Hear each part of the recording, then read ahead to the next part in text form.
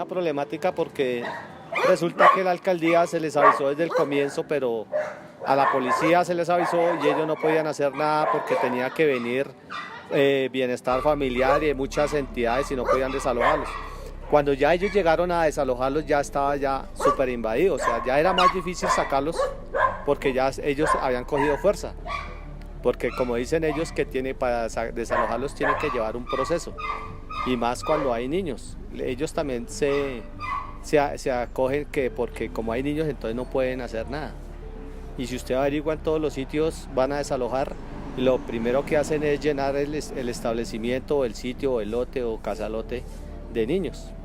Porque como saben que no pueden desalojar entonces se aprovechan con eso. Muy buenos días, mi nombre es Tránsito Orjuela. A ver, primero que todo no fue un desalojo forzoso, porque pues, ellos invadieron algo que no era de ellos.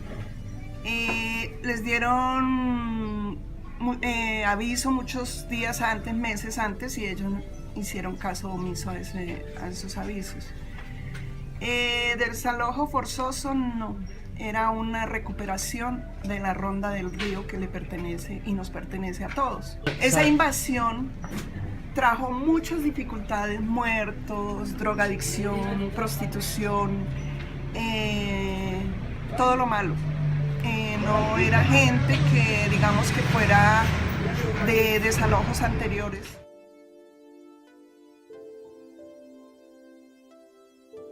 Bueno, a ver les cuento, nosotros éramos una comunidad de aproximadamente 500 familias o más.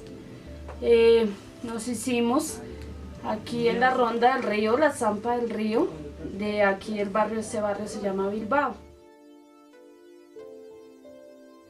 Por la necesidad de tener una estabilidad económica, ya que pues la economía de ahora, como ustedes saben, no nos da para pagar un arriendo. Aquí los arriendos oscilan entre 450, 500 hasta 600.000 pesos.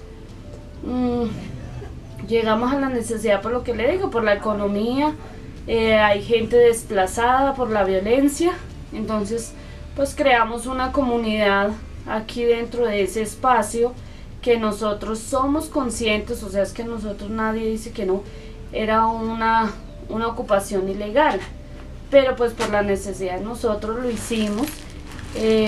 Construimos nuestras viviendas con material reciclable, madera, todo lo que íbamos encontrando nos sirvió para hacer nuestro hogar. La mayoría del asentamiento, porque ya no se llama invasión sino asentamiento, estaba conformado por personas recicladoras, madres cabezas de hogar, personas que trabajan en la plaza, vendedoras y personas pues vendedores ambulantes, informales. Un día vinieron unas personas de chaleco azul, que o sea, hasta el momento les cuento como los sucesos, y nos dijeron que nos iban a hacer un censo.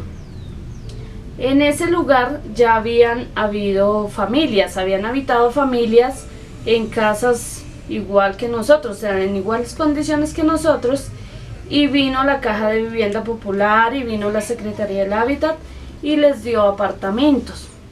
Les pagó arriendo unos meses mientras les salían los apartamentos en Bosa, en Soacha, y los mandaron para allá. Pues nosotros no por eso construimos, sino por nuestra necesidad. El día que vinieron, a nosotros nos dijeron que era un censo, que en ningún momento, o sea, nosotros peleamos porque le daban a uno, le pedían a uno el núcleo familiar. Luego de eso, le anexaban unas hojas y nos decían, ay, mire, ahí les dejamos. Cuando empezamos a leer, nos dimos cuenta que decía que era un acta de desalojo y que teníamos 5 días para desalojar eso. Pasaron 25 días después de esa fecha y nadie nos desalojó. Nosotros teníamos ahí el control de la policía ingresaba, nosotros como líderes y los anteriores líderes hacíamos ingresar a la policía, controlábamos lo que era pues las hogueras y todo eso, nosotros lo estuvimos controlando. O sea, cosa de que ahí nunca hubo un incendio porque la señora se le quedó prendido el fogón, no. Nosotros controlamos todo eso, nuestros niños podían salir a jugar sobre la calle principal, nos conocíamos todos con todos, hicimos un censo de personas para saber quién estaba habitando pues con nosotros. Que por lo que ustedes pueden ver son todavía estos papeles que nos quedan. Algunos se retiraron, lo que les digo, en el momento quedamos más o menos 100 personas, pero éramos muchísimas más. La gente le tocó irse, entonces para diferentes localidades, para el pueblo, para muchas partes, entonces pues hubo como una ruptura en cuanto a eso. El día 24 de abril del 2017, perdóneme. El año pasado. Llegó hacia las 3 de la mañana, empezó a llegar el SMAT y toda la fuerza pública al parque que queda aquí, que es el Parque de la Virgen de Bilbao. Hacia las 5 de la mañana las personas que teníamos de seguridad, porque ahí teníamos en la noche personas que cuidaban, o sea, nosotros nos cuidábamos todos con todos, nuestros niños, uno tenía la seguridad de que su hijo salía y que estaba allí, venían gente de iglesias, de fundaciones a darnos educación y todo eso, pues, y recreación para los niños. Esa gente empezó a decir, mire, que es que está el SMAT, que no sé qué, que... Entonces, pues nos levantamos, nos fuimos hasta allá y efectivamente, pues nos dieron la noticia que venían era a desalojarnos. Entonces empezamos nosotros, pues, a hablar con la gente. Ya previamente se había realizado una tutela que se había radicado. Lo que pasa es que como nosotros no sabemos de leyes, pues no quedó bien redactada y eso pues, pero sin embargo logramos que de la alcaldía mayor se dirigieran a la alcaldía local de Suba. Se negó a hablar con nosotros, pues hicimos tomas pacíficas allá pues para que nos atendieran.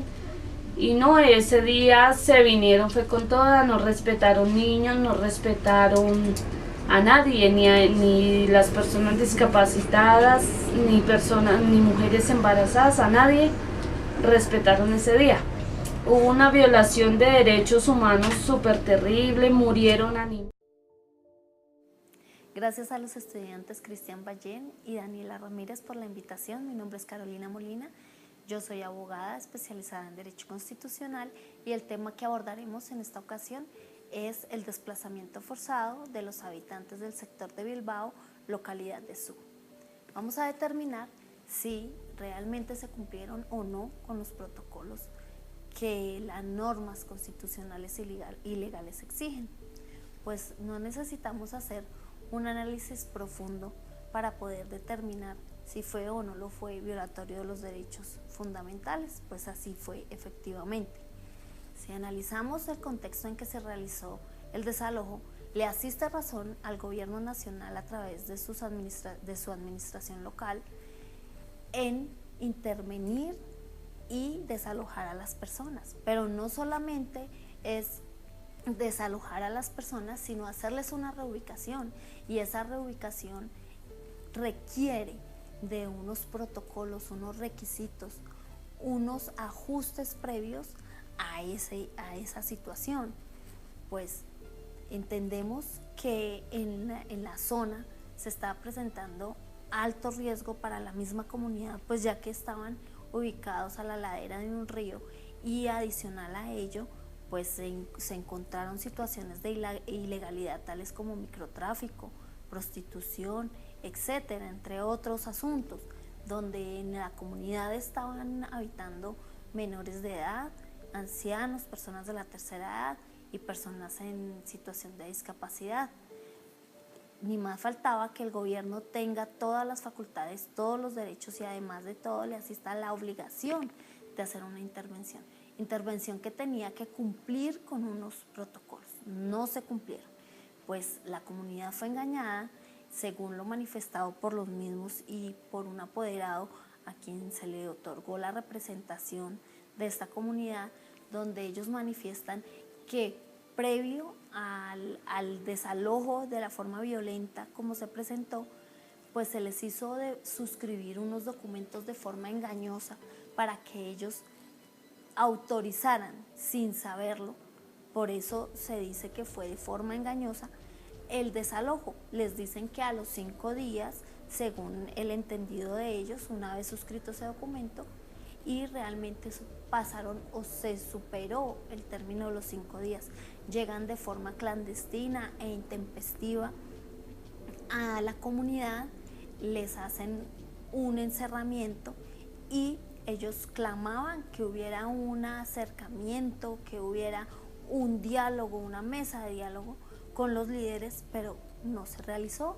Simplemente el ESMAD hizo una intervención, y esa intervención dejó lastimosamente la pérdida de la vida humana de una persona adulta.